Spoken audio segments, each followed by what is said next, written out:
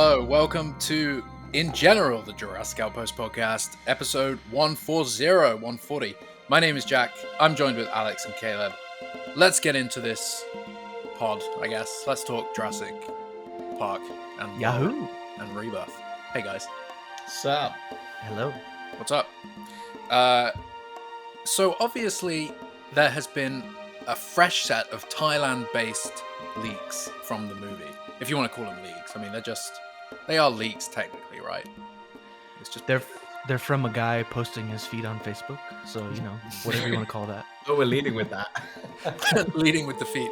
Yeah. So okay. So we'll talk about some other things, but yeah, there's been some fresh pictures from Thailand. You can check out the Outpost channel on YouTube for a summary of this information, but we're going to dive even deeper into it today because it does give us some context for the movie. But before we do all of that, before we discuss Anthony's pictures and Anthony's feet, let's talk about some of the other Jurassic stuff going on. So, Caleb, I believe you wanted to bring up Mattel's handiwork. Yes. So just wanted to mention right off the bat here that the final episode, whether that's of the year or of the series, they didn't really specify, but they at the beginning of the episode said the final episode of Beyond the Gates Creator Edition. Ooh. So yeah, and that was from the creator in the episode. That was him saying that. So yeah, I mean, I assume they have the a creator this time. Do we know? Tyler, the creator, no? They should have, man. They should have capitalized on that. That would have been good. Yeah, Beyond the Gates, Tyler, the Creator Edition. Yeah, so I don't remember the creator's name off the top of my head, but the reveal this time around was the Hammond Collection Juvenile Triceratops, which I wanted to bring up mostly just because the toy is really fantastic, and it's. I would call it the Jurassic Park Triceratops is what I would call it, because it just leans more towards that Triceratops.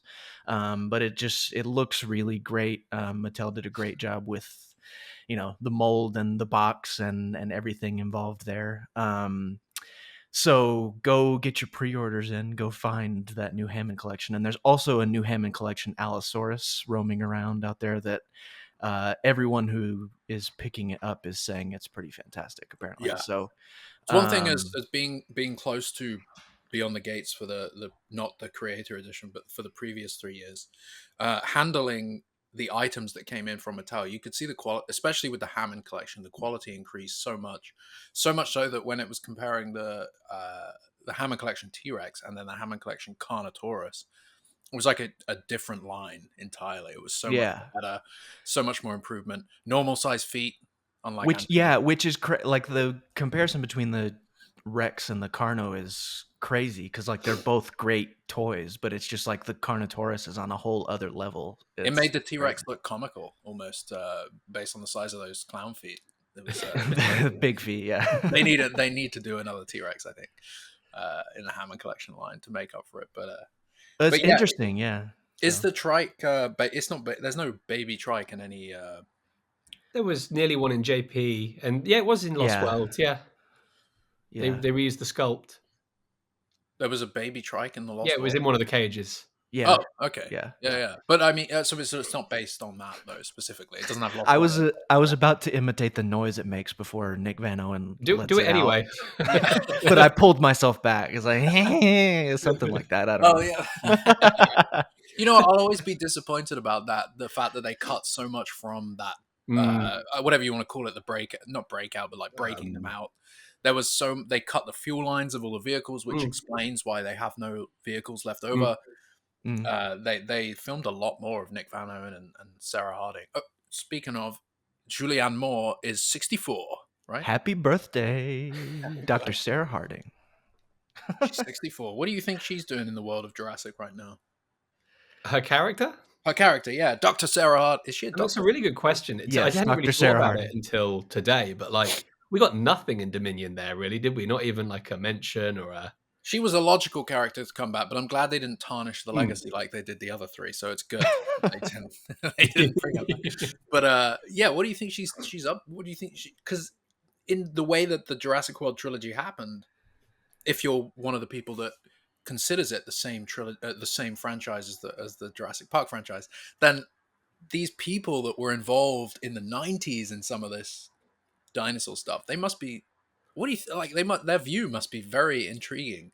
Like, oh, suddenly, I had this experience on sauna years ago, decades ago, and now there's just, oh, there's a dinosaur outside. Do we think, like, my brain, and I'm not trying to be like simplistic or silly, but like my brain goes to the whole Malcolm talking about how he's been married 5 times. He's married occasionally and like Occasionally. yeah, and like my brain goes to that. So it's like he's probably, as much as I love Malcolm, like he's kind of a playboy. So there's maybe a little hint there because he talks about how many children he's got, and the number's increased since JP. So yeah, that's true. He does make that comment, but doesn't say anything about Sarah Harding. So yeah, you come on, Malcolm, respect Dr. Harding. It would have been nice if there was. I mean, I don't want this fan service, but if there was a shot or a nod or something to even Kelly, like it's a shame that we never got kind of a Kelly. I felt like Kelly was included when he was talking about his kids, but like there wasn't like a direct thing. But yeah. So, but fucking Charlie Degler, JP3 in college. Yeah, Charlie. Anyway, back to the trike. Yeah, it's not based on the Lost World trike though, is it? It's not. It's just a Hammond collection. Yeah, let me just because they usually have a movie on the side of the box, right? I don't want to point it behind me. I don't have any. On boxes behind me, but they usually have a movie on the side of the box. Does it have one? That they're sort of tying it into.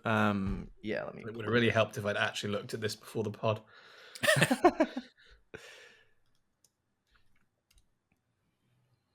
Just a deafening silence for you. Yeah, yeah. Yeah, no, it's interesting. I think so. Yeah, it's. Let me see. I'm trying to see if there's not a box shot here. So on target, they've. What about in the episode? That's where I'm going now because I'm trying to remember. It looks older than the baby in the film. To be fair, yeah, it's a juvenile. It's not a baby. Yeah. So. Mm-hmm. Yeah. Oh no! I tell you what, the box shot though, the box art doesn't look a million miles away from it. Like I'd almost be tempted to say there's some influence there. Yeah, I would. I mean, the creators we interviewed, like Raph and all those guys over there, were so into Jurassic more than you'd think. That they always wanted to deep dive Lost World items, and I know that some of the planned items, if that whole fundraising had gone, the crowdfunding thing had gone ahead, some of the other items were going to be even cooler than what was offered there. Like I would love them to do a retread of the RV, the Lost World RV. You'd have got a Spinosaurus with that, just cause. So Spinosaurus and the Lost World RV. The Hammond Collection Juvenile Triceratops box has a Jurassic World logo on it. I don't know. I mean that makes sense. Colin's kid, right? Was it Collins? Oh yeah, the petting zoo. Yeah, it was either Collins or Bryce Dallas Howard's. I can't think which. One of the two, I think it was Bryce Dallas Howard's kid. Okay, yeah. Collins' kid was in the prologue, right? The theater. Yes, yeah. Which was fun. It was a good shot. Spooked out kid, terror kid. Anyway, Beyond the Gates, hooray! Yeah, Beyond the Gates. Creator Edition, the final episode ever, apparently. They were the final episode of Beyond the Gates Creator Edition. It wasn't the final episode of the year or the final episode of the season or whatever. So we'll see if there's more to come. Yeah, because the language was always something that we would go over with Universal, so there was always a consideration there, and they would always try to say the final episode of the year, of the season, or of season 2 or of season 3 or whatever. So Yeah, so I guess we'll see if it comes back. But or I mean, the other impression I sort of got was like maybe they're saying it's just not going to be Creator Edition anymore. Maybe it's going to be Beyond the Gates, or just Beyond the Gates something else or something. But who knows? well, we won't talk about it for too long. But one of the things that Yeah.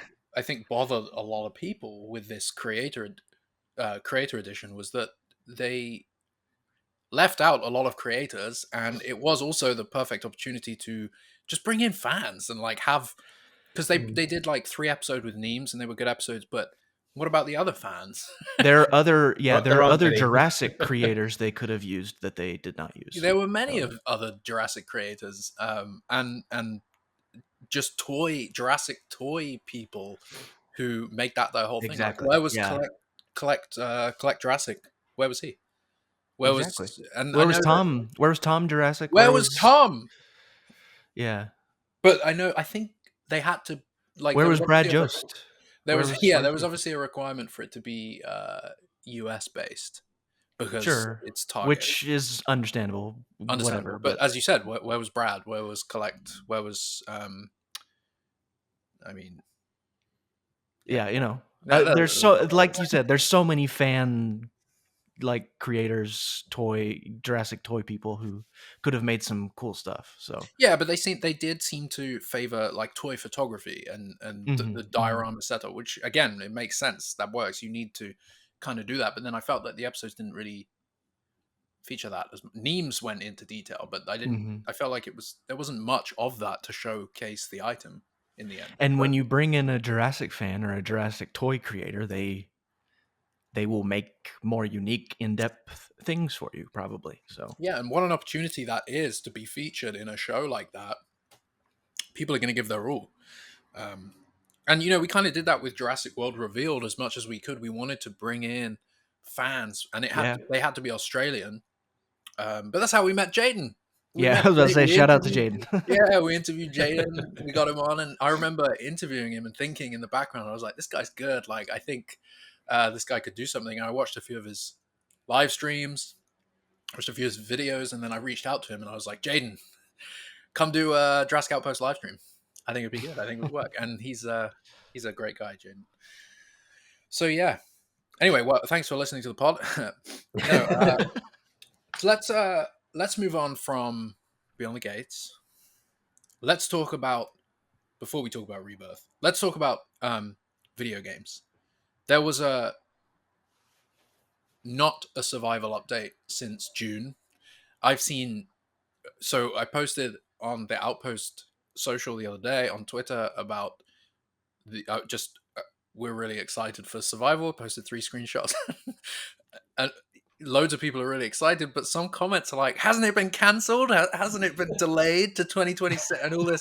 Like, where are you guys getting this information? When you ask them, they don't have anything to say. Like, there was one guy who was like, "I heard it was delayed." It's like, "Where'd you hear that?" Didn't reply. Okay, I mean, like, if you're gonna say that, at least have some. Like, there's nothing. There's no information about it. So where are Are you are getting the information? people jumping ship because of what has happened in the past? Like, are people just It's losing a faith? cursed name, yeah.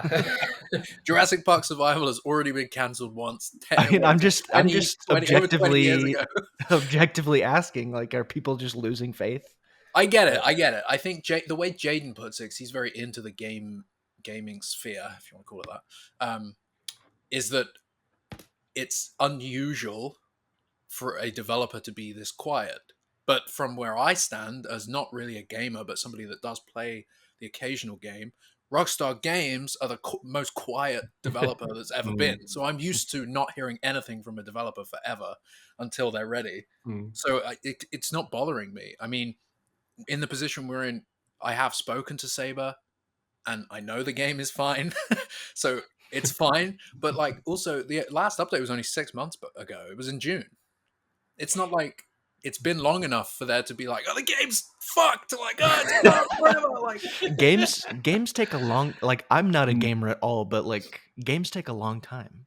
So yeah, like a really especially long time. nowadays. I mean, I know that there are some games that just get pushed out, but game, like, it's not to build an in-depth world like that.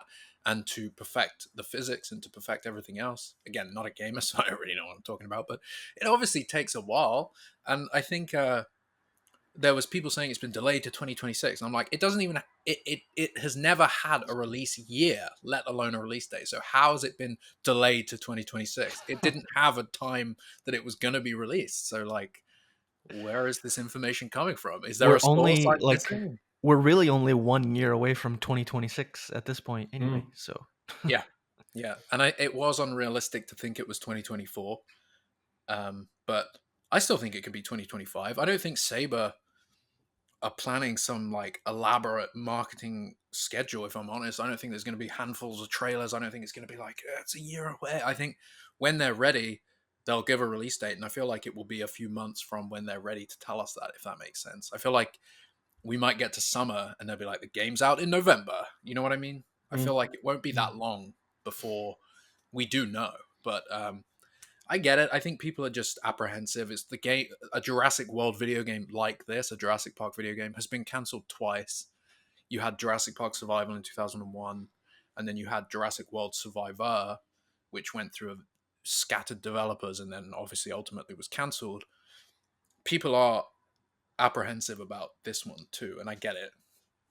I don't want it to be cancelled, but I've said this before on a podcast. It would be funny if it gets cancelled. Like it would be, right? Yeah. it would be like just Jurassic Park and Jurassic World fans would just all sit down in a circle and just be like, "Well, here we are again." Like another it happened again. Yeah. So. But I think we're safe, man. I think Saber they really are like, not that they don't have the name, but they're trying to make a name for themselves properly. This is probably the biggest property they have at this point. They're going to want to make it perfect, and I think I'm in. As much as I don't want to wait, I've wanted this kind of game for so long. I wish it was just ready already. I'm ready for them to just perfect it. But Alex, did you see the wish list I put together? There was a couple of things on there that I'd love to pick your brain about. One being open world. Do you think it should be open world in the sense that you can roam the whole island whenever you want? I know that I want that, but I don't necessarily agree that it's always the best thing for a story-driven game. I mean, I think at the very least, it should be large environments you can explore within certain limits for each kind of story beat. Again, I go back to Uncharted. They're very large maps, but you move from one to the next to the next. Yes. And there are things in place to stop you going back. But I would love a free roam Isla Nublar. I think we all want to see that in the the Jurassic style of the 90s. But I just don't know if I could see a full free roam game. I don't think they can put enough trust in the players to go where they need to go and not dick around. But that's the thing. I mean, I do agree in that sense. Alien Isolation, if that is one of their biggest inspirations, it's not open world. You are segmented to your level, and it makes sense because you're trying to progress through a story. Huge maps. Still, you can you can go huge distances within that, but then they work in certain ways to shuffle you in a certain direction. So I think that's what I'd want more than anything. It should feel open world, whilst very cleverly herding you the way you need to go. And that's just all finessing that game design right in. For sure. I think for me, it's one of those things where I just don't want to complete the game and then I guess not be able to be like able to just roam the island as I please, if they don't add that in, they are missing a trick, some sort of feature to 100%. I can't see them skimping on that. It's not a hard ask. Could it work where like, and this is a dumb non-gamer question maybe, but like, could it work where after you complete the game then you would be able to explore the entire island open world after that point or something? I would accept that if it was a level-based game and it was story-driven. Well, it is going to be story-driven, but like you progress on certain chunks of the island.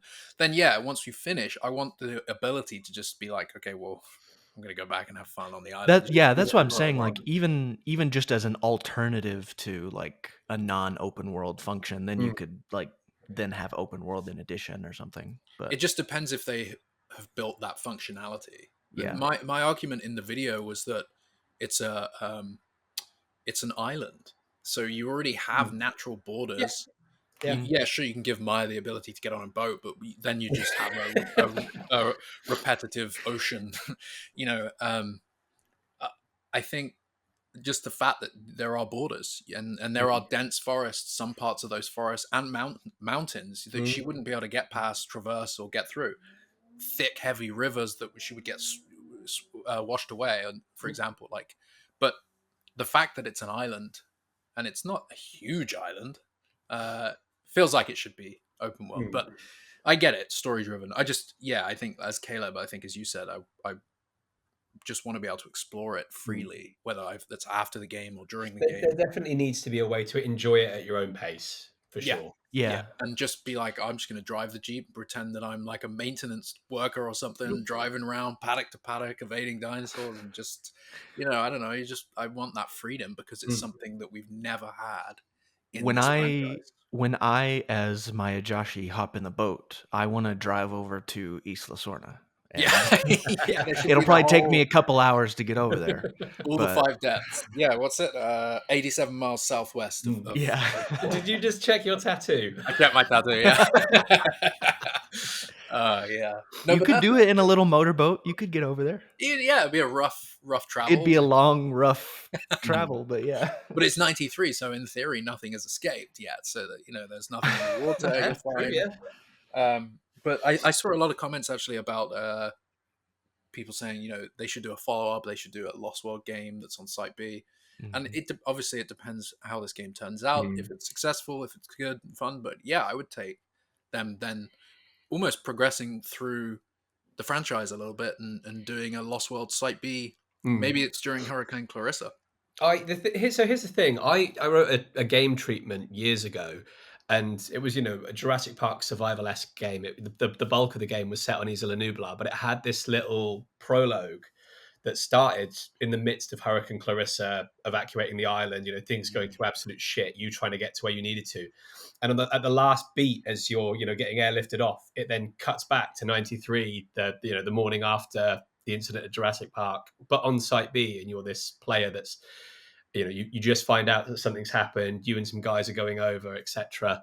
Oh, In yeah. my mind, that's always been the best way to integrate the two kind of both islands, both films. I Mhm. mean, there probably is a very clever story for a Lost World esque Site B game that would work. Obviously, Mhm. probably not around the time of the film, because that's a very contained story. There's not really much more you could pull out of that. But I mean, if they were smart, they would take those John Hammond recordings and probably just remake I, Trespasser at this point. Like have a free roam. That's open world. Have a free roam. Well, it's not really open world, is it? Because that's I also think it's level. 4 big maps or something like that. It was supposed to be Yeah, open yeah. world, and they had to. The closest we've got, ironically, is Lego Jurassic World. Each of the islands That's becomes true. open world when you complete the levels. But I did yeah, like how. That was so much of the appeal of that game for me. Is like you just I, you can go through all the movies pretty much except for Dominion, and like you can explore the island. So it's goofy as hell, but like it does feel tremendously authentic in a yeah, weird way. I really liked it personally. I know a lot of people didn't, but it really connected with me. I'm not a Lego fan at all. Like, I just like a Lego game. No, I'm okay. But I did play that game, and I loved how they did the Lost World and JP3 sides of the island. They clearly like had like this is where JP3 took place. This is where Lost World took place, and yeah, you could revisit all those locations. They did I've them. always had a strong suspicion they had access to some materials that, like, some film materials that we hadn't seen, because there's certain things that cropped up that are very like niche, like the Site B Marina from JP3 that didn't get made is suddenly in the game, and Hmm. a few other bits and pieces, and like there's things you would only get if you really went into the detail. So there might be more to it than we'll ever know, but yeah. During our brief, I said it was brief, it was about 3 years, but during our time on Beyond the Gates, we had access to some internal media at Universal. And obviously, as you do, you traverse it and you dive in, you try to find what you can. And we found that map of the 5 deaths in mm, just ridiculous high res detail. And that's when I learned from you, Alex, that the map was the like sauna map was made from parts of the coast of New Zealand and things like that. And I did not know any of Oh, that. It was pretty I amazing. did not know that.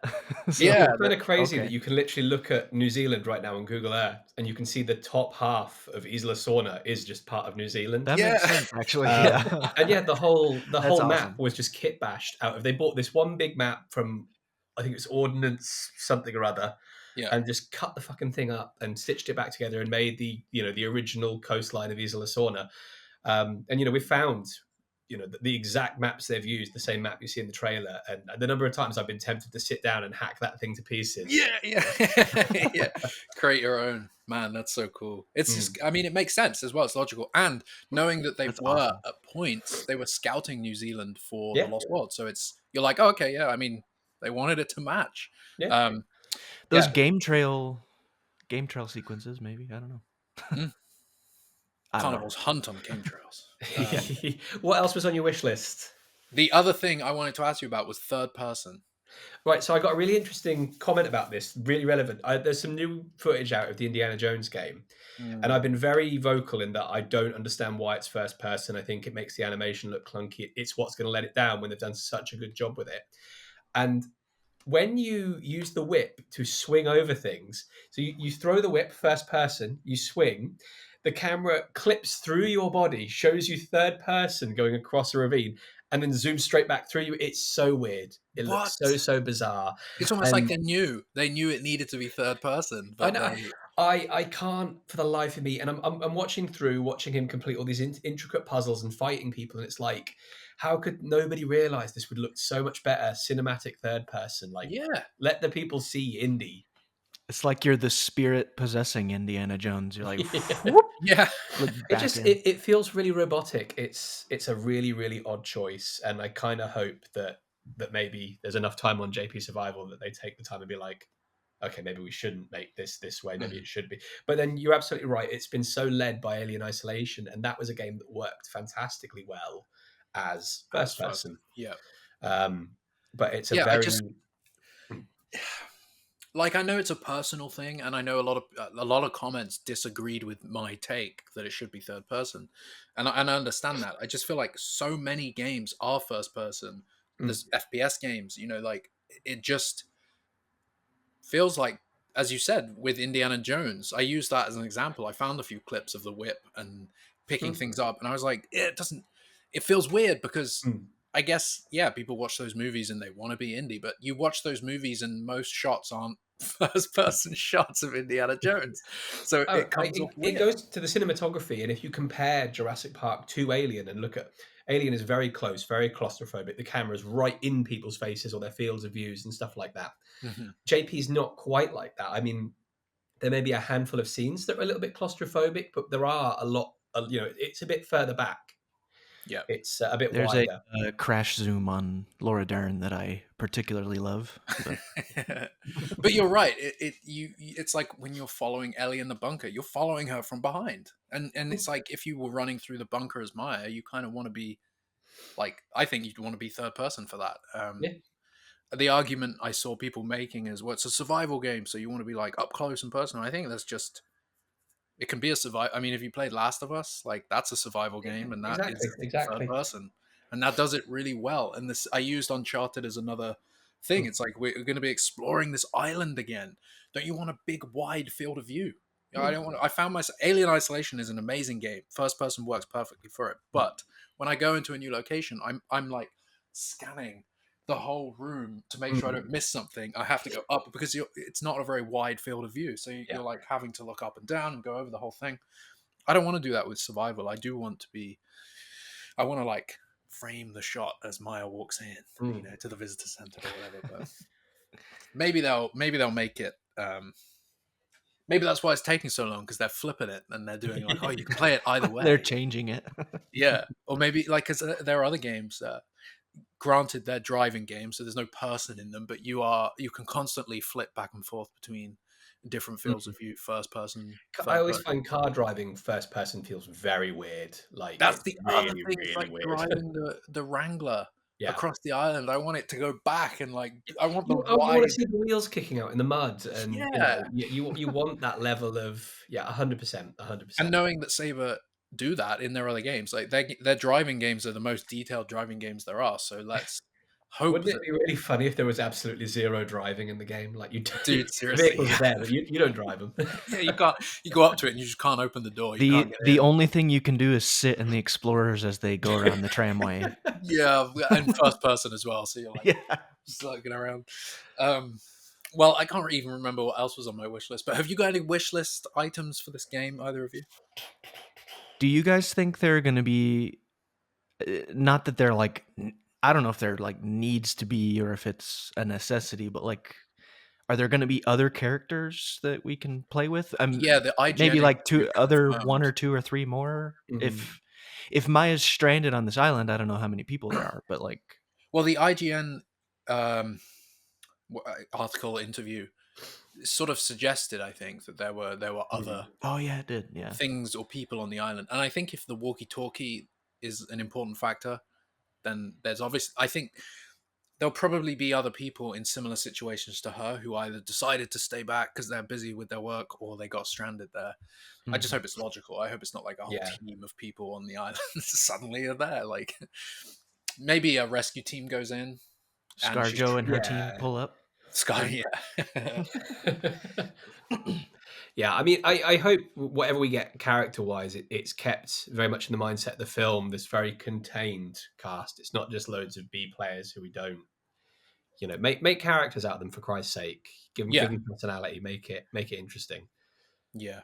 One of the other things on that list, I think, was in with Alien Isolation. When you complete the game, I mean, you don't have to complete the game, but you can get DLCs. They made a couple of DLCs where it takes place during the actual first Alien movie. Mm. And I was thinking about it, and I was like, well, they're recreating Nublar in '93.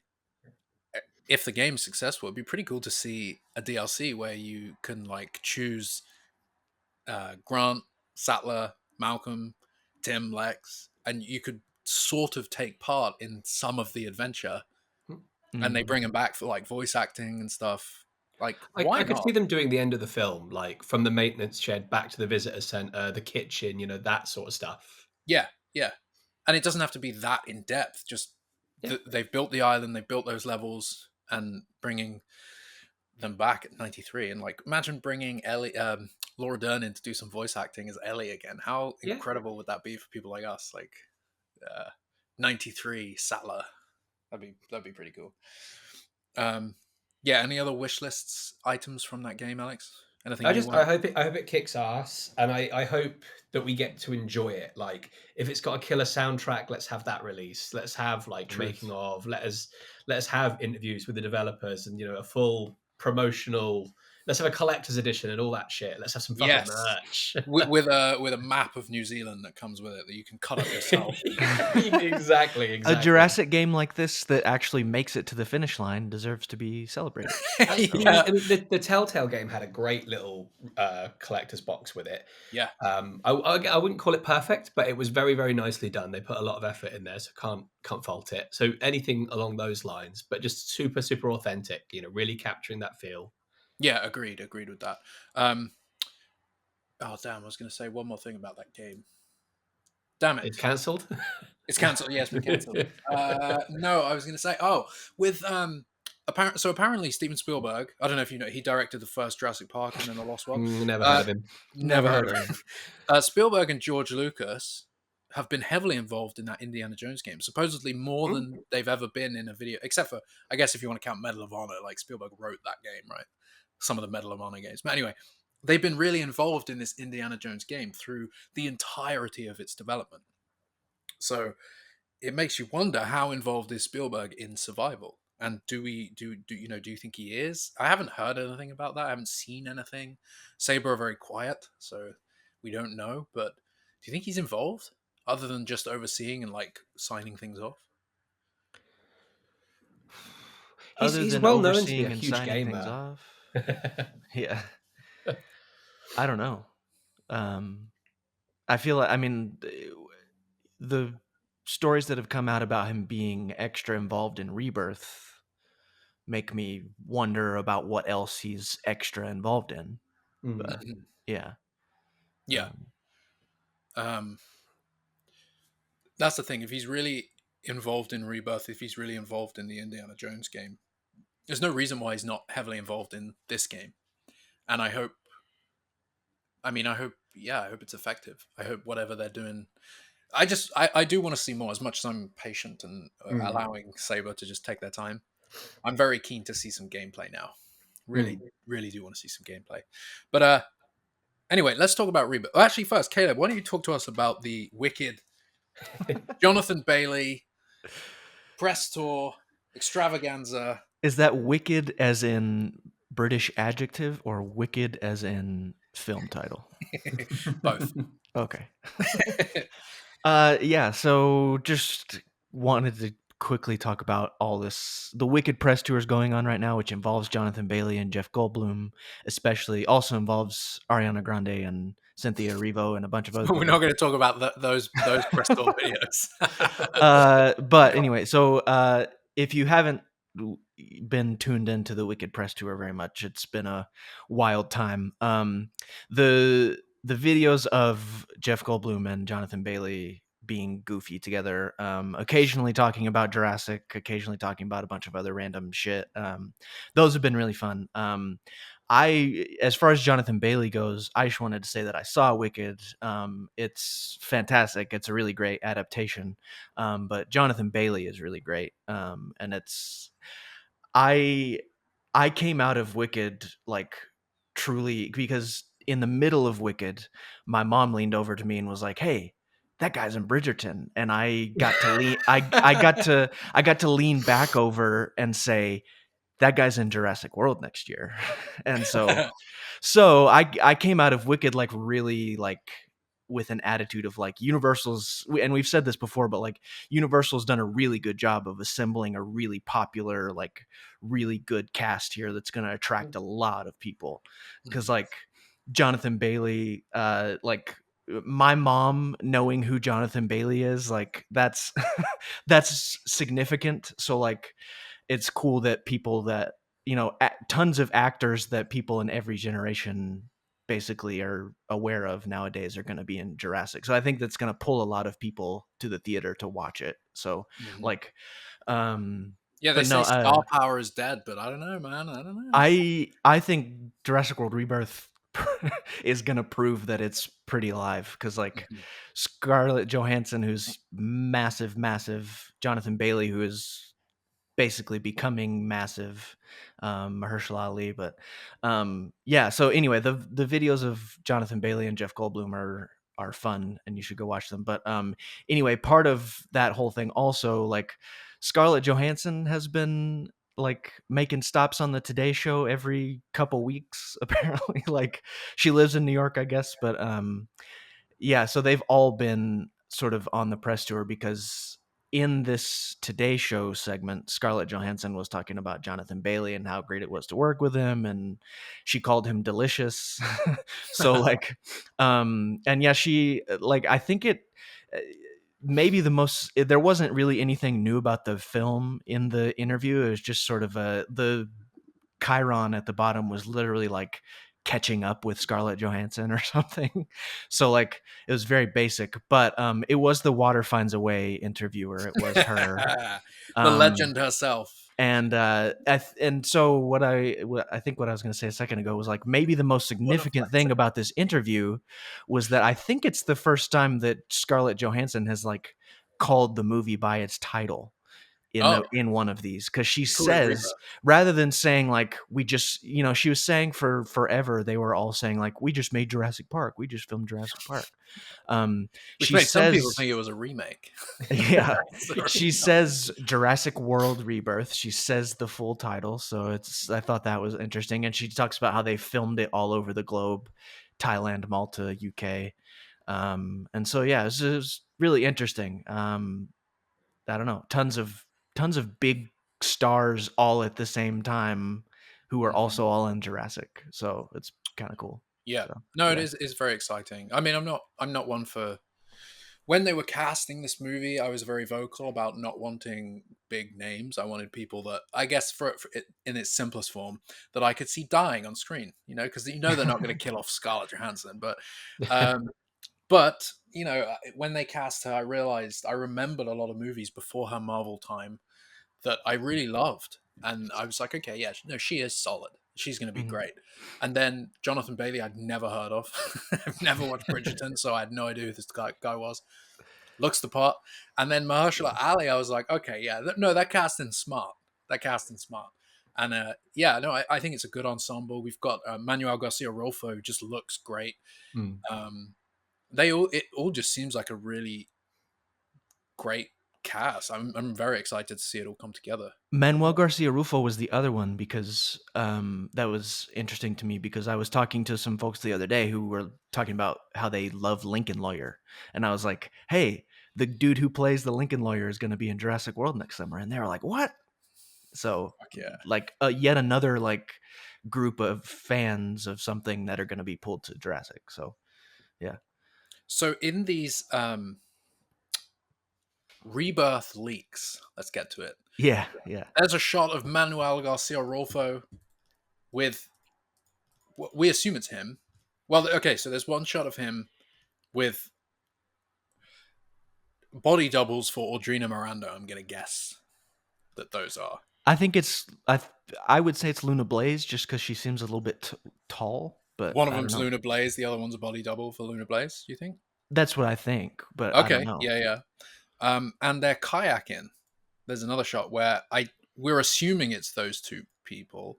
Although looking now at the picture, I don't know if it is. It would. I mean, Who the you hell said is in kayaking? you said in the video, I think that like if this is the family whose boat gets wrecked, it makes sense that they would then be in kayaks or something, maybe. Yeah, So, yeah. There's some logic. So there's a short video where you can see them being shuttled around on a boat. We're assuming this is just crew taking them to like a pontoon. You can see Manuel, and you can see, I'm assuming, Luna Blaze. So he has 3 kids in the movie. mhm. I don't know how many kids he has in real life. In the movie, he's got Luna Blaze. He's got David. Is it David? What's his name? David, David. I can't Iacono. Oh, Iacono. Iacono. Yeah, I was going to say Iowati. And Audrina Miranda. So she's quite young, Audrina Miranda. David's in the middle, and Luna Blaze is older. Like, I'm assuming she's playing like a teenager in this. Mhm. So he's got 3 kids. We know that from the synopsis, they get marooned on the island. They get picked up by Scarlett Johansson's team en route to the island. So what it seems, their boat gets capsized or something like that. This isn't a leak. This is just from the synopsis and from that Gareth interview. Yeah. And they get taken to the island with Scarjo's team. So it's interesting to see how this kind of kayaking is going to come to be. The video and photo of the kayaking in Thailand there's a mountain face in the background that's quite tall, that seems like it's in the same or a similar location to the long grass, and those mountains in the background seems connected there to me. But yeah. So Alex, you pointed out that the kayaks it's like the French flag, the colors. Yeah. I mean, that And might be a yeah. complete coincidence, but It might be a coincidence, but right next to Suriname is French New Guinea. Is it French New? no, it's French. I want to say it's something like Juliana or something. Or Okay, yeah. Yeah, it's begins with a yeah. G. Showing our geography skills off, but so maybe that's interesting. Like maybe this island really is off the coast of Suriname because the Suriname flag is on that bar, and we know that in the Gulf of Mexico, you've also got the Caribbean islands around there. There's loads of islands around there. So if InGen back in the 90s was, Hammond, we should have built in Orlando, despite the fact that there are also hurricanes and stuff that go on in Orlando. Maybe they did. Maybe that's what we're getting in this movie. Maybe Hammond did originally, or there were other islands, and he picked an island that was close to Orlando or was around South America. The eastern side of America. Maybe that's what we're getting. Yeah, it does seem to me to be like a separate InGen facility that maybe we've never been to before. Well, that's what Anthony Leaker is saying. Is that his last name? Anthony Leaker. I'm pretty sure it's a completely new island, he says. And then other guys replying to him, it's like, it'd be nice if they went back to sauna. And I think everybody's on that page. Everybody wants Site B. I thought this was Site B for a while, but I am starting to think that maybe this really is a different place. So do we want to talk about the signage and the props that he posted from the island? The feet. Yeah, that too. So the feet in question, animatronic feet. Yeah, animatronic feet controlled by Anthony. Technically, no. So the feet in the feet in question. Oh God, move on. Are in Anthony's post. We assume they're Anthony's feet, but it's with just take your feet out of the shot, man. You know what I mean? Like, well, I didn't even know there were feet in the shot until y'all told me, because I just saw a cropped version. I didn't see it either. So about Jack. Anyway, no. So the feet are in a photo with a tarnished, like, very, very old weather, or maybe it's not old, but it's very weathered. The torn. rust is definitely set dressing. I have a sneaky suspicion this has been stuck on something like an existing sign, and they've just peeled it off afterwards, and that's why it looks so much worse. Yeah, and it's a service road sign that would be on this InGen island. Says Curvis Road K2 with an arrow pointing straight ahead. There's an InGen logo, that different, let's say, InGen logo that we've been seeing lately. And then it says emergency dock and fuel depot. There's some little, like, very generic, like, fuel depot and ship and medical You type say that logos. there's two references on this. There's a reference to JP and a reference to good. JP3. Can anyone tell me what those are? The JP one I thought would be more obvious, but it's the ship. It's the ship. Yeah, there we go. Yeah. It's the same icon for the East Dock from Jurassic Park. Okay, yeah. Yeah. That's good stuff. Lovely. That's good stuff. But there's the fuel sign, right? It's the JP3. No, it's K2. Oh. K2. Oh, yeah. Okay, yes. Oh, cool. Yeah, the Kirby reference. How high were you when you were 1,000 feet above it, actually. No, that's a common mistake. I love that. So anyway, it's like a very I don't know, basic informational road sign for a facility, for a industrial or whatever facility. So did you notice this could have been damage from when they ripped it off the sign, but did you notice there is a very visible claw mark down? Yeah, definitely. Yeah. It does make you think. But yeah, so the InGen logo is different. We know that. Yeah. The InGen logo has changed. This isn't the first InGen logo we have. Alex, tell me, how big is Isla Sorna?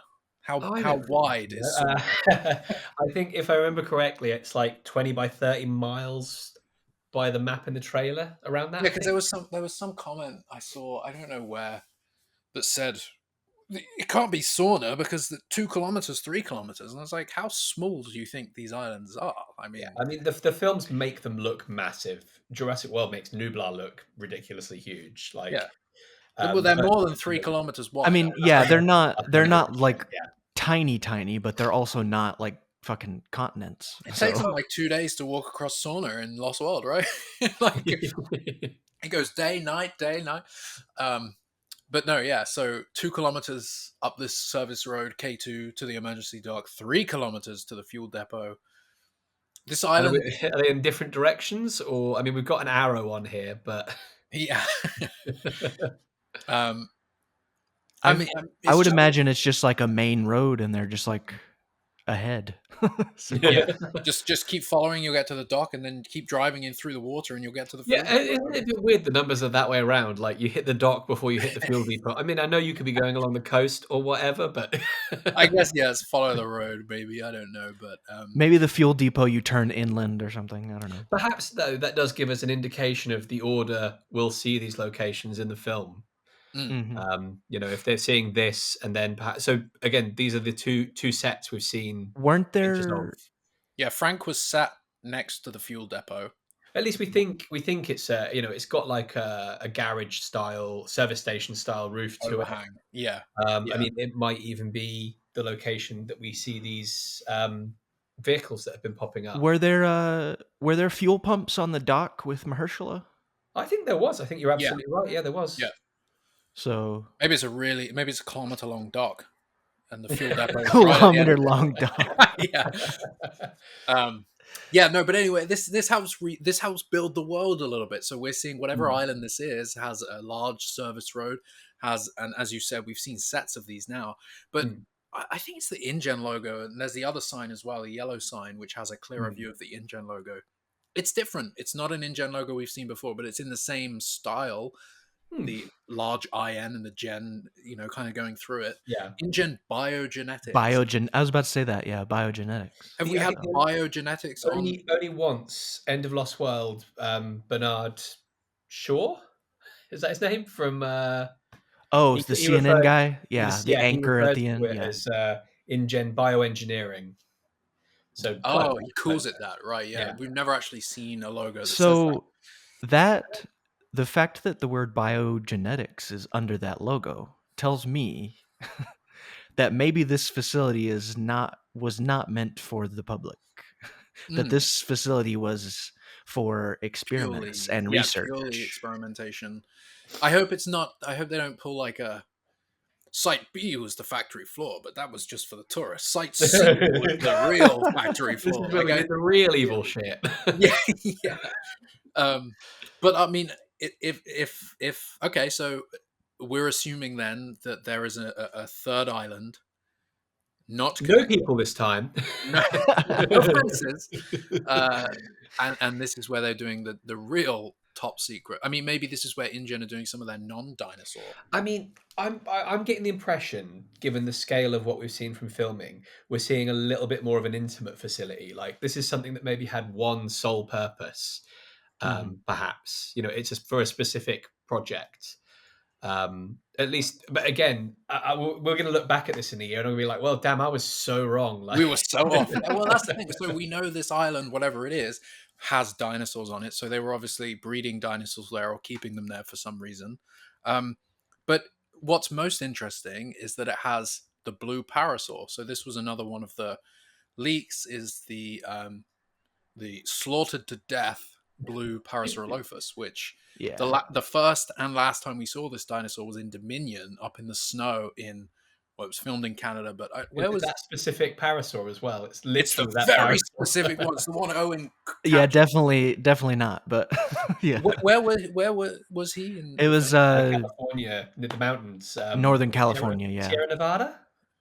Yeah, Okay, all right. yeah. So either I mean it's the same. Like this, the first time we saw a blue parasaur was on the mainland, so we know that was it. You can assume that was a Masrani creation, right?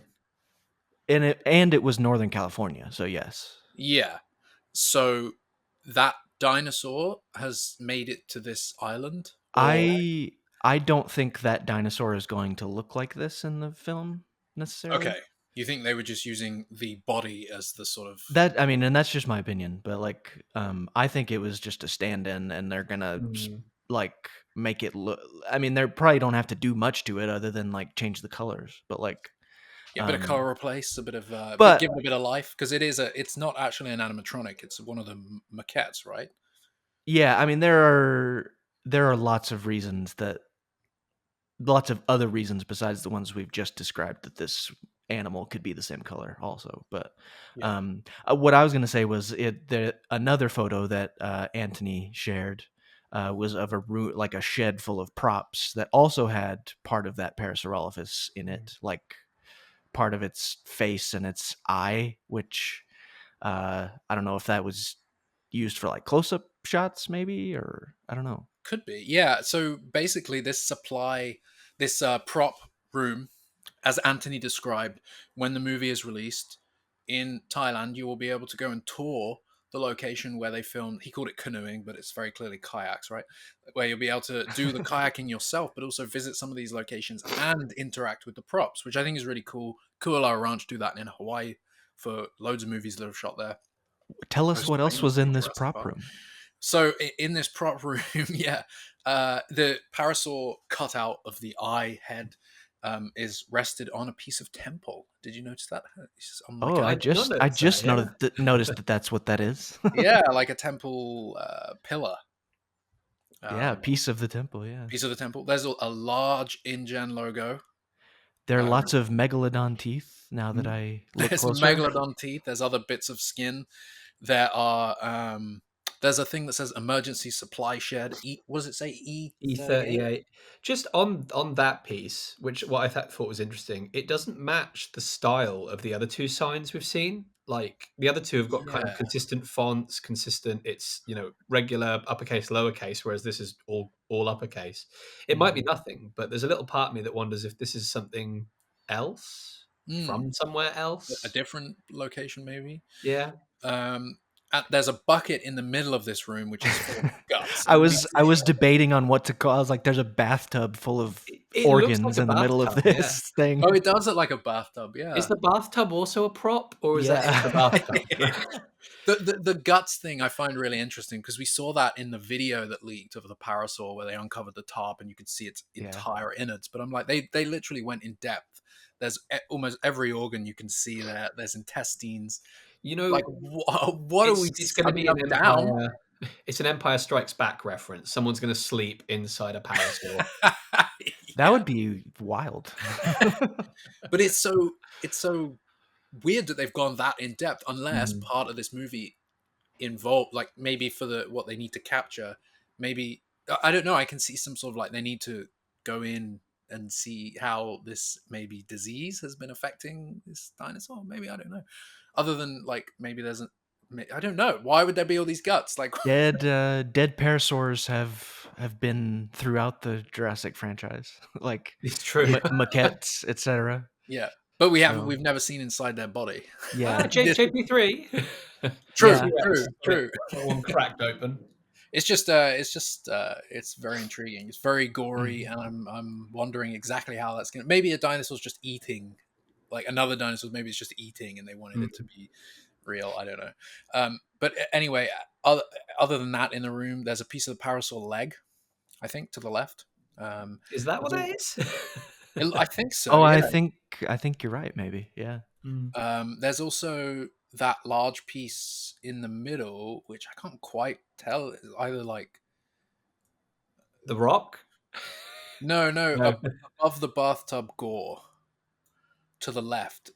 Is that just another piece of gore? It almost looks like, the one that looks like a tooth. To the left of the pink organ. That. I don't know what that is. It looks like kind of stoneworky again, maybe because it's got somewhat that circular shape it has makes it. Yes, I know what you mean. And so at the front left of this little shed, maybe this is the emergency supply shed that we're looking into. Yeah, maybe the supplies.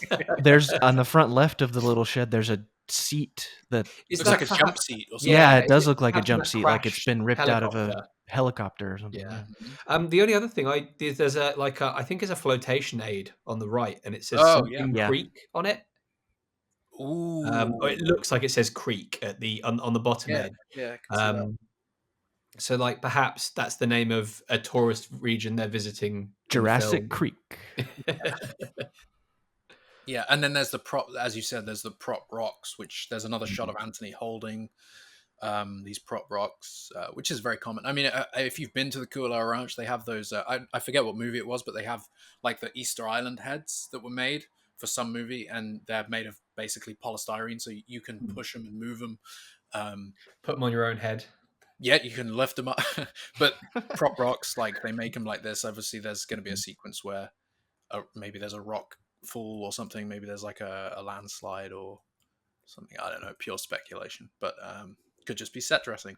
But what else is in this room? There's not much else that we can really glean. Just parts of that megalodon tooth.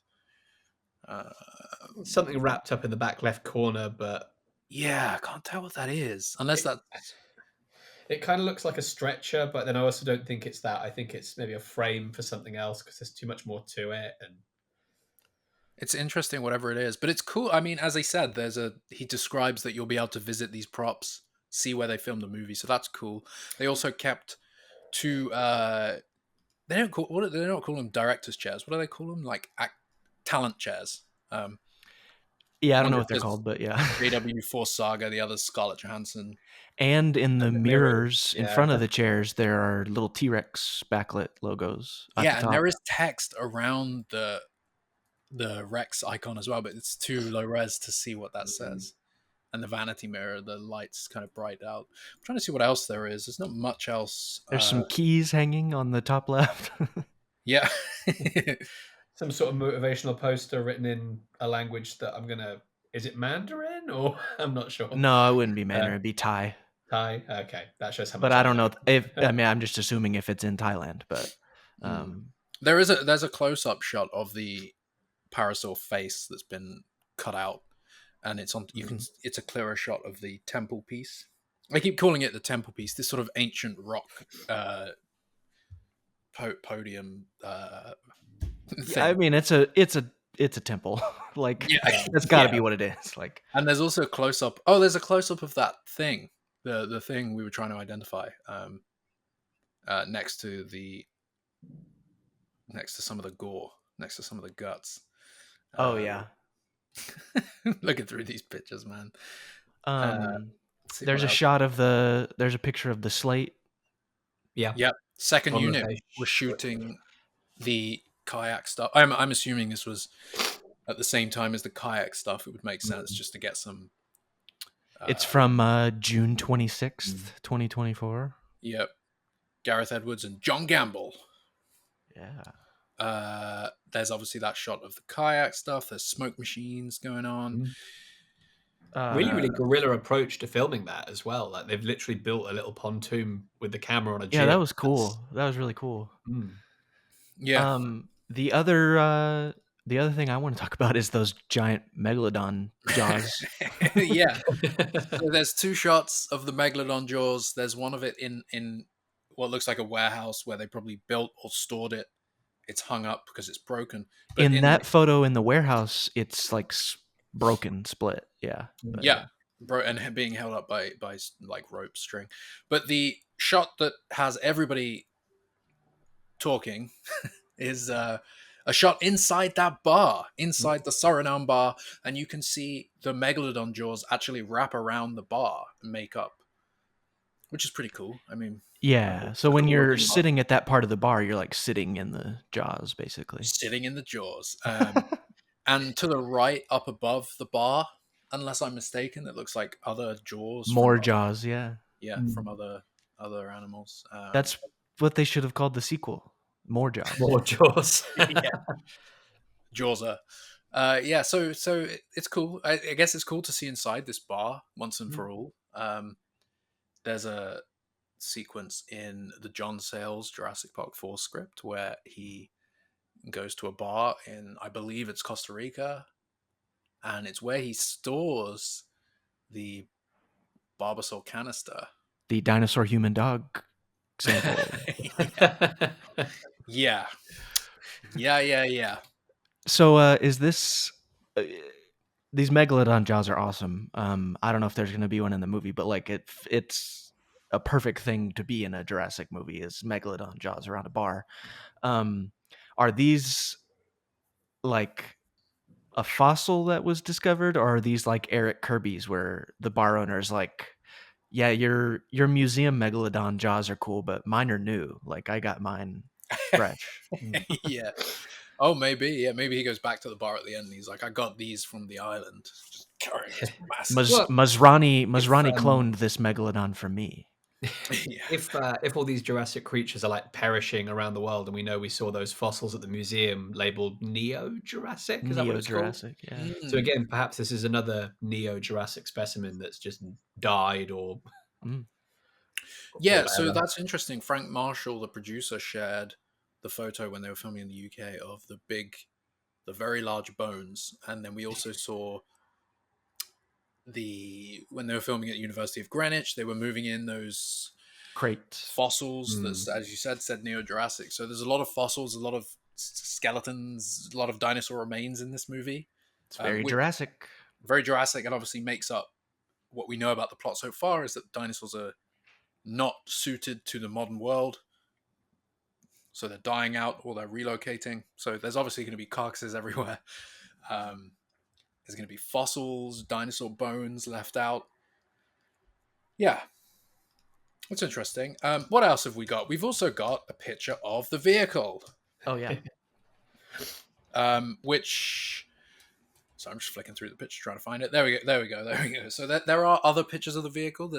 We have wide shots of this vehicle, but we personally haven't shared them. I don't know if they're out there publicly or not. But this vehicle is a very interesting design. Nobody can quite figure out what the base model is. It's probably a Gladiator, bearing in mind they have those left over from Dominion, a Jeep Gladiator, which is like a long version of the Wrangler, basically, right? That Jeep have. Yeah, it's a truck long wheelbase with a truck bed on the back. Yeah, it's what Malcolm drives, right? In Dominion, he drives Correct. a Gladiator. Yes, yeah. It would make sense, especially as this from other pictures we've seen. This has got traditional JP93 wing mirrors on it. Oh, it does, yeah. Which is really interesting. So this whole thing, nobody can quite I think because it's so custom, you can't quite pinpoint when the vehicle's meant to be, like what time frame the vehicle is meant to be from. It almost looks like an electric vehicle, if that makes sense. You know, it looks like something that, well, maybe it's electric, maybe it doesn't have gas. It really feels it's got to be 2000 onwards. I Run on these trackways in the road here. Yeah. But then why would there be a fuel depot? It's obviously a gas-powered Jeep. I've got a gas-powered Jeep. I mean, we're putting these things together that may not be together, but this is true. But yeah, as you said, the vehicle feels at least post 2000s. So we know InGen as a company were, I mean, it's hard to pinpoint. They existed in Jurassic World, but more of an entity of Masrani, right? Masrani Global. Yeah, they were a subdivision, Masrani with a parent. They were whatever the word is. InGen was a subsidiary. There we go. So, but this vehicle, so it's a shot Anthony shared a close-up of the side of the vehicle with I think his wife in the picture, but you see the InGen Biogenetics logo to the right, which is typical of a Jurassic Park vehicle to have the InGen logo on it, especially in, on their factory floors. But it's the Jurassic T-Rex circle icon that's also on the vehicle that is making people wonder what this vehicle is from, because in the franchise lore we've never seen that icon on a vehicle or prop or something that was not for a resort, right? So the original Jurassic Park used it and Jurassic World used it, and we've never seen that Rex round icon on Site B or anything like that. So, I mean, what are your thoughts to this vehicle? Like, what do you think it means that this island, wherever we're going to, if we're not going to Site B, was supposed to be some sort of resort? It's so hard to say because that's the only reason you would think to see this logo, but yet we've seen zero other evidence of a theme park anywhere. We've seen literally zip, not even a hint. So perhaps more than anything, it is the hallmark of the franchise. Perhaps it's more for us than it is an in-universe. They're just like, they can whack the InGen logo on it, but the other 50% of the audience that aren't us hardcore fans, they need to throw something a little bit more recognizable. How are people going to know this is a Jurassic movie if we don't put that logo in it anywhere? Like, come on. Maybe it's also maybe it was Mattel's requirement. They're like, if you're doing vehicles, you need to have the Jurassic logo on it, or else we're putting it on. Mattel had lots of Rex logo stickers that they needed to get rid of. They have way too many. I was going to say this a minute ago. This vehicle, and mild spoilers, but it looks like it looks a ton like the vehicle from the Jurassic Park arcade game to me. The 2015, was it 2015? Yeah, like the really recent Jurassic Park arcade game that's still around. Really, which you should play if you get the chance to play that game. You should play. Yeah, it's a really fun game. It's awesome. It's JP4 the game. If JP4 was a military based movie, it's a wild game. Lots of colorful dinosaurs. But the other thing I was going to say is like thinking about that InGen logo as we have been today. Like the biogenetics thing is really starting to turn some wheels in my brain because like Pun intended. Talking about vehicles and stuff. Yeah, exactly. 'Cause, like, if we haven't seen, like, it's in this quote unquote new different engine logo. That word biogenetics is with it every time. Mm. So Mhm. like Yeah.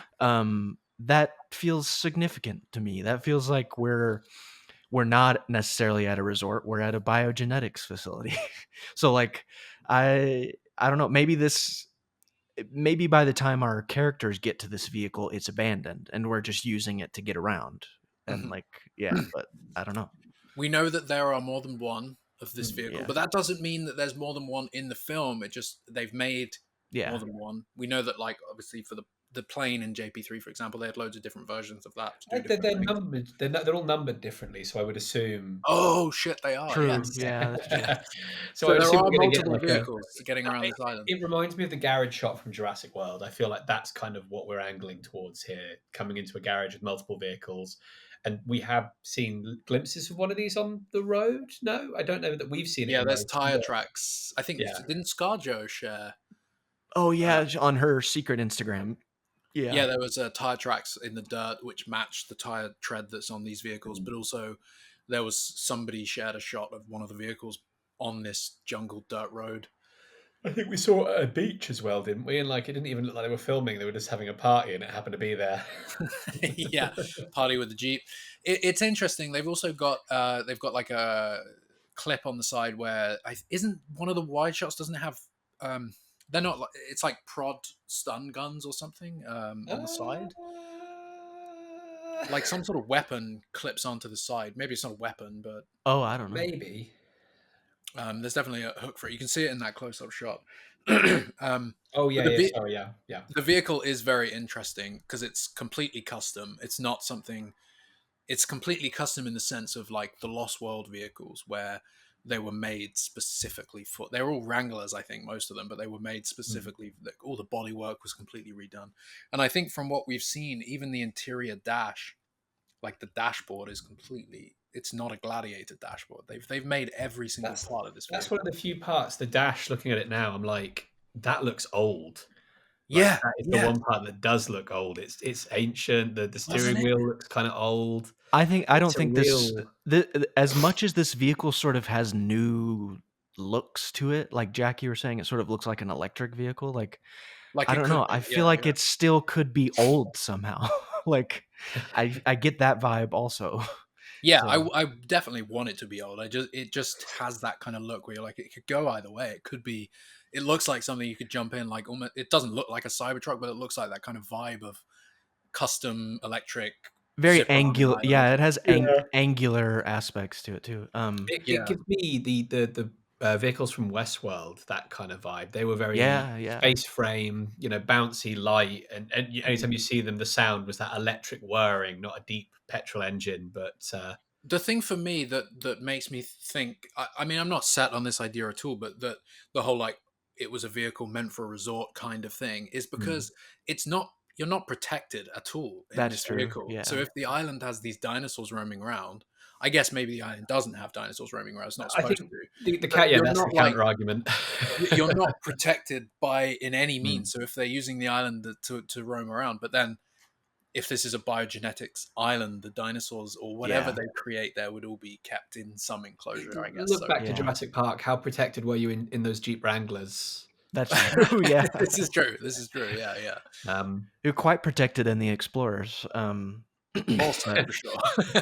And the funny thing is, if you reverse image search these images, the sort of vehicles that it comes up with, these army prototypes, they're all exactly the same. No windows, no doors, very yeah. exposed. And if that's good enough for the army, then maybe it's good enough for a biogenetics company. yeah. If it's good enough for bombs and bullets, then it's good enough for dinosaurs. Yeah, exactly.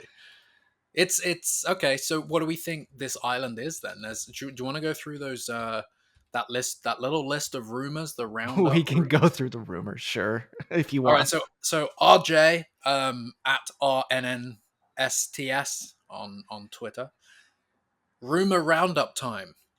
New island used for all kinds of experimentation. The big three: Quetzalcoatlus, Mosasaurus, and Titanosaurus. Mostly new designs for every single species. Spino returns. some kind of mutant creature is the villain. So, Jack, say Yeah. what you said in our our video about this. um, so what did I say? This is all conjecture. Yeah. None of this like can be verified at all. This why it's rumors, right? It's all rumor roundup, Mm. and you could assume all of this from what we know so far. You could assume the big three. They've said three colossal creatures. Well, those are three big colossal creatures right there.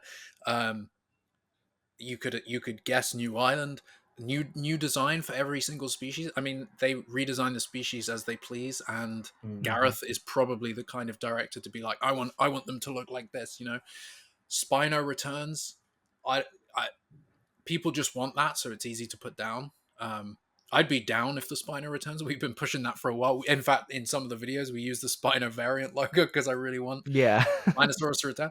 Some kind of mutant creature being the villain. Well, this deadly, what's it? The top secret kept from the world for decades. You could assume it's some sort of mutant Yeah, creature, exactly. biogenetics island. So Mm. yeah, none of this is confirmed. We can't verify any of this. It's interesting to see. It's more of a roundup of every rumor we've had so far, I guess. Yeah, I was just gonna say, however, like parts of this sound awesome. Like sound like a really fun movie. So Yeah, if they're bringing Spino back, that's going to win over some fans.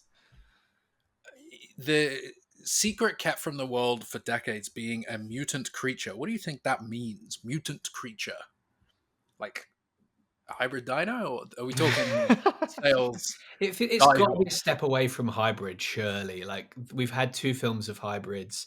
It just doesn't have the shock and awe factor. It's not going to impress anybody. Mm. And I think it also ties back and depends like where we are. Like Yeah. cuz When we if we're are, on where we a are. cuz like if we're on a old Mm. former InGen island, then it could be a lot of things, but if we're somewhere else, then I don't know. I still have the thought every once in a while that like David Kep, uh, the guy who wrote an Indiana Jones movie that had aliens at the end, ooh, which was fun, which ooh, was a good time. But what I'm saying though is like David Kep. I keep having this thought like maybe he wrote this story about like dinosaurs being discovered that have been around after a while and no one was aware of them or something like something crazy weird like that, like, and that's why I tie it back into the aliens thing, because it's just like a very like niche specific sort of like alternate history type story, but I don't know. That would be crazy. it definitely makes, there's so much from this film so far that makes me think of that John Sayles script. We Yeah. know there were so many iterations of Jurassic Park 4 through the years that a lot of people don't know this, but that sort of mutant hybrid Daihuog John Sayles thing was such a small portion of what they had concepted through the years for JP4. So it's possible from all the scripts we've never seen that they've pulled a load of ideas and pulled some ideas from this John Sayles thing. But it definitely makes me think of the dinosaur. It's so weird to say Daihuog. How do you pronounce it? Daihuog. Die hot dog. Die hot dog, yeah, die glizzy. Um, but the dinosaur human dog hybrids in that movie or in that script, however you want to, it makes me think of them, and then it makes me think of the concept art that was made for the Carlos Swante concept art that doesn't actually fully align with the John Sayles script, more so aligns with other ideas we heard that they were concepting at the time of the Sayles script, because there's some creatures in that just aren't in the John Sayles script. He Mhm. made some really weird, fucked up looking. I mean, Carlos Swante, that's his design. He makes things fucked up. Like he made some of the xenomorphs for whatever, but like his fucked up dinosaur hybrid things that he was drawing too. I'm like, maybe they saw something in that Mhm. folder and were like, ooh, that could be fun, you know? It's like we've been I get the sense that this movie is going to be very different from what's come before, and also but like because maybe David kept fished back into some old ideas. But Yeah, yeah. definitely. And I think just going back to the InGen thing for a sec, if they if it's InGen and if it's something they made and they've been keeping this, I mean, come from the world for decades, so they've at least had this island since the early 2000s, based on decades. Based on Yeah. that, yeah. It makes you wonder what InGen were truly up to, who was in charge, what they've been doing, and why as well. Like, what's their end game? Are they This just is the part of the video where, if this was a video, it would cut to that clip of Malcolm in Dominion pointing at Wu and going, "You, what was you? I remember you." Yeah, but it does make you wonder, like, is this an offshoot of the InGen we know? Is this like a secret project? or like Skunkworks? Exactly, yeah. Like a bit of Yeah. Lockheed Martin going on, and like maybe some offshoot of group of InGen employees broke off and kept doing experiments decades ago, and they just have been they pray to functioning. John Hammond every night. They're that's what the temple. That's what the temple is. Yes, they go. Every night they march to the temple. And, yeah, shrine. The way in Spider-Man: Far From Home they retcon Jake Gyllenhaal in as a begrudged Stark employee, and even drop him into some Civil War scenes. And then they're like, he's now doing his own thing, getting revenge on his old bosses. That kind of vibe. Oh yeah, interesting. Yeah, I mean, whatever it is, like we had a theory on a podcast a few episodes back now where we were saying maybe they were just experimenting and doing different things and doing, like crossing this species with this species and really messing things up. And maybe they created something they couldn't kill. So instead of just constantly trying to kill it and firebombing it, they were like, let's close it and seal it in the temple and run. Like maybe that. Our only option here is to enclose it and study it or something, maybe. Yeah, enclose it, close the temple, and then maybe...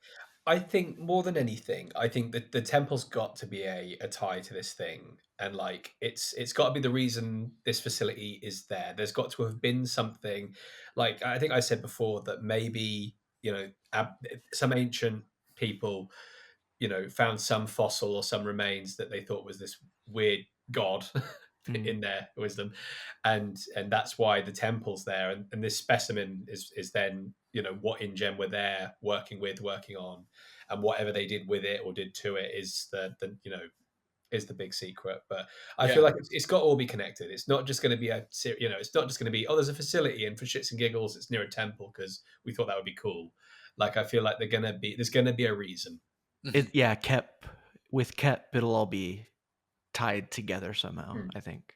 And it does make me think of Skull Island, the original, like the 2005 King Kong. Was it 2005? Yeah. That's definitely the original. Definitely the first King Kong. Before 2005. I just meant not Skull Island, the one that was actually called Skull Island. Although that was a cool movie. The first half of that was a great movie, and then it was just 2 second acts, it felt like. But anyway, is that a monkey?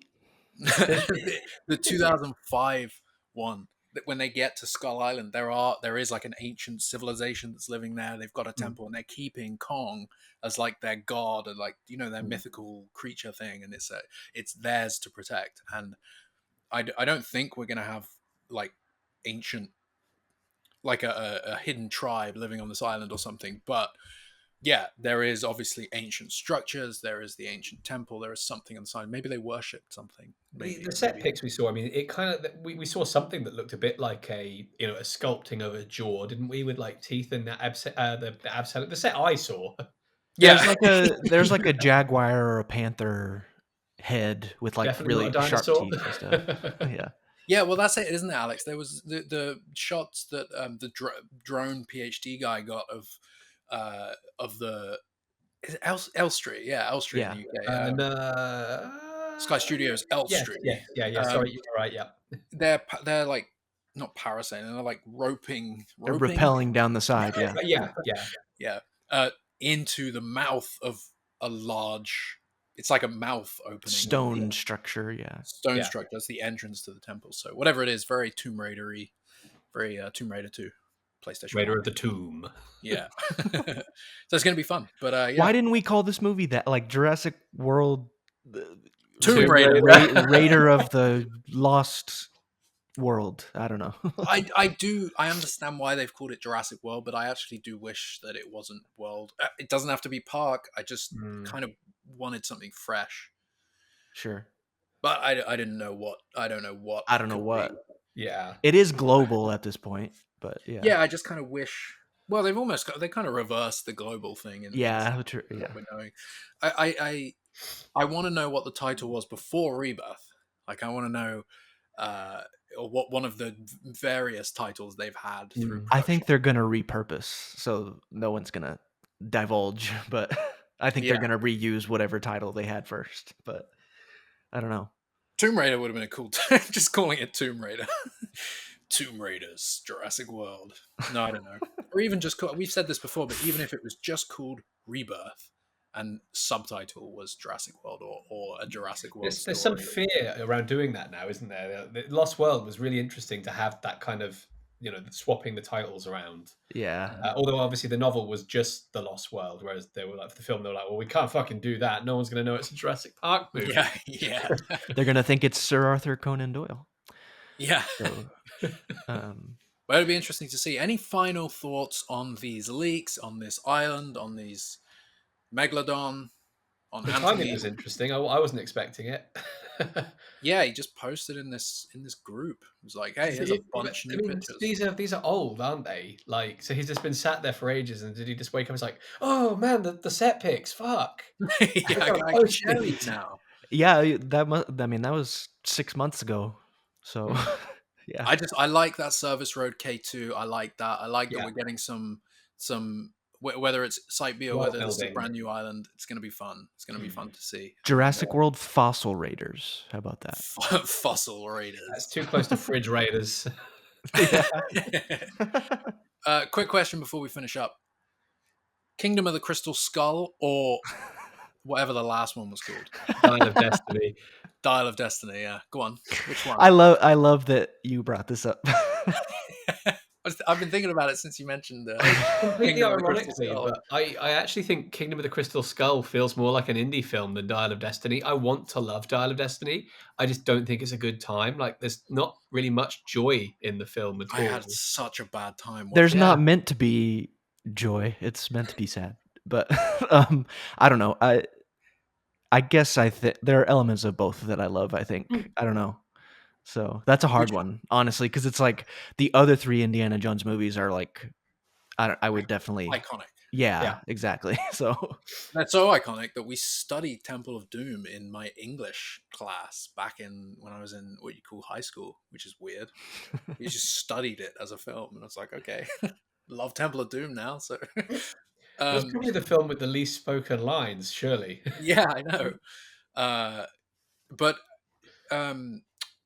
I think it's a tough question because for a long time, Kingdom of the Crystal Skull was the worst one, and then Dial of Destiny came along. And then Mangold was like, hold my fucking beer. Yeah. See, Mangold is the thing though, because like I love his movies. Yeah. Like Logan is fantastic, and I don't think he's the problem. I think the screenplay, it feels like something that did have a good idea and then went through many iterations. And didn't they have reshoot? Did they have reshoots on Dial of Destiny? Was it reshoots or I don't know. I don't remember. I watched some video once where they were talking about how everything changed. All the concept art that they had made for the movie was like thrown out, and they started again like midway through production. And there was I don't know how true any of that was. It was from other leakers, and not Anthony Leaker, but other leakers. Yeah, I don't know. It didn't feel like an Indiana Jones movie to me, and it felt weird. But then, and it made me have a new appreciation for Kingdom of the Crystal Skull, because as Alex said, actually, it does feel like an Indiana Jones film, even though it's got some silly parts. You know that scene with the blow darts in the Mexican cemetery at night, or wherever it is? You know, that just makes me laugh when Indy pops out and blows the dart back through. Like, that's pure joy. Like, you put your fist in the air. Hey, listen, moments, David Koepp. David fucking Koepp. Yeah. Yeah. Who wrote Dial of Destiny? Didn't David Koepp? No, he was involved. He's supposed to. He was involved near the beginning, but then he did not. So him and Spielberg backed out. Spielberg didn't direct, but Spielberg was still involved. Spielberg was supposed to direct, though. He backed out. Remember? Yeah. Which is.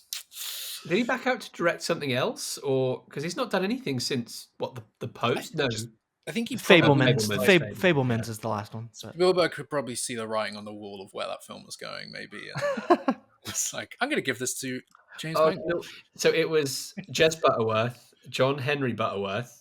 Don't know if well, that's weird. It does say David Kep as well. James Mangold, George Lucas, Philip Kaufman. But I swear I read somewhere they let Phoebe Waller-Bridge do some rewrites as well. I remember reading early on in the production of that movie an interview where they had David Kep, and they were like, they basically asked him a leading question to where his answer was like, no aliens this time. Like literally, they asked him that question. There was a concept for a while that I think it almost got made, Indiana Jones 5, and it was about the Bermuda Triangle. And Yeah. I swear Frank spoke about it on Twitter once. I would have taken that. I think that after the alien thing, that was the Yeah. next. Let's do another mystery. Time travel, like Yeah, I couldn't get with it. I mean, it was cool. Like it was cool when they got to when he went. Was it what period of time did he go to? they went back to Pompeii was Rome in the Fall of Rome. in Rome at some Yeah, point. I don't remember exactly when. I was But like, cool, but it just kind of felt like a gimmick at that point because I was that far into the movie that I've been rolling my eyes the whole time, and then, then like It was very CG as well, wasn't it? Which again, like it did look like a video game when indie they films came in. benefit from this ground level stunt based. When I think, right now in my head, I've got from the Last Crusade the horses with the tanks, and Hmm. it's all very. It's I always go back to this with JP. All the cinematography. It's very grounded. The camera doesn't go places a camera couldn't go. And then you look at Jurassic World, where it's like, well, it's a CG camera. I can do what the fuck I want. I'm going to do a loop de loop. Watch this. Yeah, And exactly. you It takes lose you that out. level of credibility, and Yeah. the audience aren't going to stay engaged. You're giving them reasons to question and doubt the movie. Really, cinema is just a beautiful magic trick, and the minute you start doing things that reveal how it was done, then you're giving it away.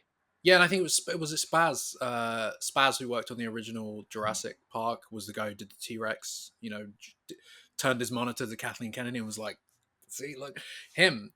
He's spoken for years about how VFX. That was the tipping point. It was the start of something incredible, and the when filmmakers realized they could just do the CG, they lost it. They lost the Yeah, magic of cinema yeah. because instead of doing what Jurassic Park did, where it was like it was a tool being utilized to create something. It's obviously I'm not portraying this great. It's still a tool now, but it's I you know get what you're that saying. sense in a lot of movies, especially in the Marvel Cinematic Universe, where it's You need just to like, know when to oh, use something and when to not. And yeah, for whatever reason, at yeah, the minute, people don't seem to. Interesting note, he did an Ask Me Anything on Reddit very recently, and I yes, don't know oh my god, if this has ever come up before, but they when Gennaro gets lifted off the toilet when it switches to CG, that's the T1000 model from Terminator. yeah, I'd never I heard saw that before, and that. I was like, that's so funny. His didn't he tell the guy like years later? He was like, by the way, you were in Yeah. Jurassic Park. No, brilliant. That was a Robert cool. Patrick. That was a really cool series of comments and AMAs, whatever he did. I saw a bunch of his replies on Reddit. Really cool stuff. The Jurassic Punk documentary is a very interesting one. Hmm. You can't deny this guy's part of the Jurassic, a huge part of the Jurassic legacy. If it wasn't for him being as fourth, however, whatever you want to say, doing that in the ILM office at the time, we may not have this franchise that we have now. It Isn't may not have just turned out the way it did. Isn't it weird that often these people who have huge impactful roles, he didn't do any more JP after that, did he? I don't think he was on Lost World or Wasn't on Lost JP3. World, and Mark then Dippy, what I think he was. But the mm, same with Star Wars. You had John Dykstra come in as VFX supervisor or whatever his role was. He did all this work, and then when ILM was formed off the back of that, wasn't part that of the was result. He created a masterpiece and then he was ready to retire. yeah. Well, with Spaz, he freely admits he could see the writing on the wall for where this was going to go in the negative sense. Yeah.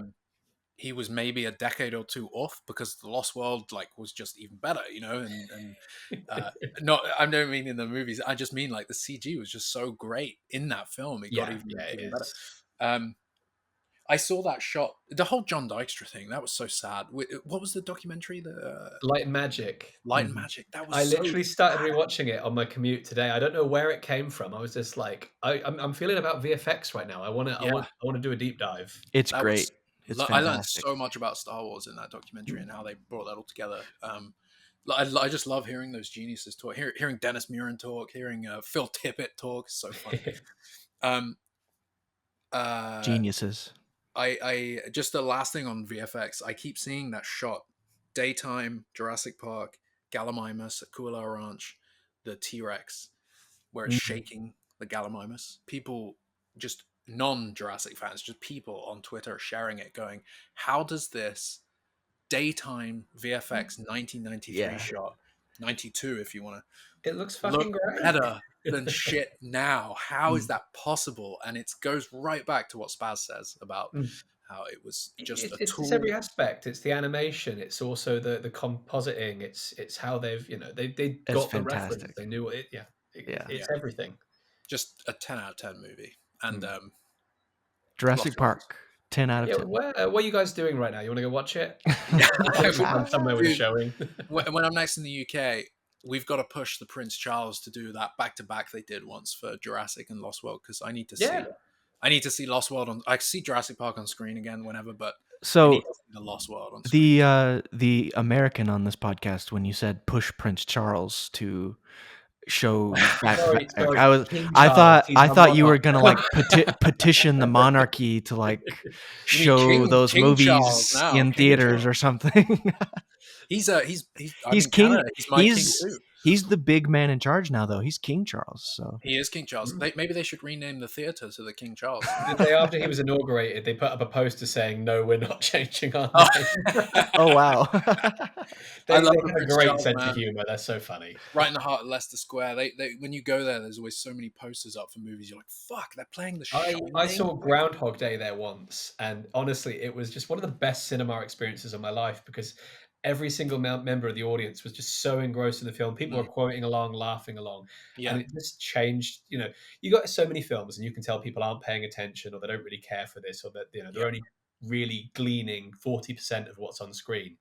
But when you're surrounded by people who truly, it's like when we all get together and watch a film together, and it's just an absolute, when you actually go to a cinema for something like, when you actually go to a cinema for something like that with a bunch of film buffs, and the Prince Charles as well, the design of it, I don't know if, because they have a few really fucking weird, but it kind of goes up, like the screen, the screen, it kind of goes up, and the seats all like level in front of you. It's a really, the funny thing is, the last time I was there, I think I was there to see David Koepp. Legend! Wow! Q&A, and I got a couple signed copies of Cold Storage somewhere around here. Hell yeah! Oh, I remember you talking about the signed copies of Cold Storage. Yeah, man, we gotta pinpoint when Koepp's next at some signing event or something. Get somebody down there to pressure him. Yeah, we gotta find him and ask him. You guys said he lives in New York now, right? I'm literally there in 2 weeks. Yes. On my way. And I think Frankie Boy's still there as well, so I'll hunt them both down. Yeah, please do. Press him. Go to the filming locations. Go to Dumbo. Yeah, 100%. I always stop by Dumbo. Never quite that area, but always the street with the view of the bridge. Nice. So yeah, we'll definitely go scope it out. I like to go see. Until JP25, I'd never really been to any Jurassic filming locations, and then that was mostly sound stages. You don't quite get the same feel, but like after Dominion came out, near me, an area was used as a stand-in for the CIA. Literally 20 minutes from my house. Oh yeah. The first thing I did on the next shoot I had was book it as a location, and I shot an advert there just to say that I shot an advert on a JP location. I love that. At the CIA.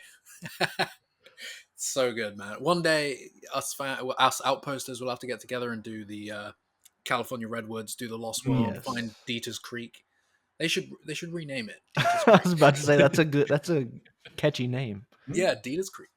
All right. Well, on that note, I'll leave you guys with Anthony's feet, You can look at that shot. Oh man, we got a whole hour without anybody talking about the feet. We bookended the episode with it. Yep. Bring it back round. You got to bring it back round. But yeah, check out the Outpost channel. If you're on the InGeneral channel, scroll right down. There's a link to the Outpost channel.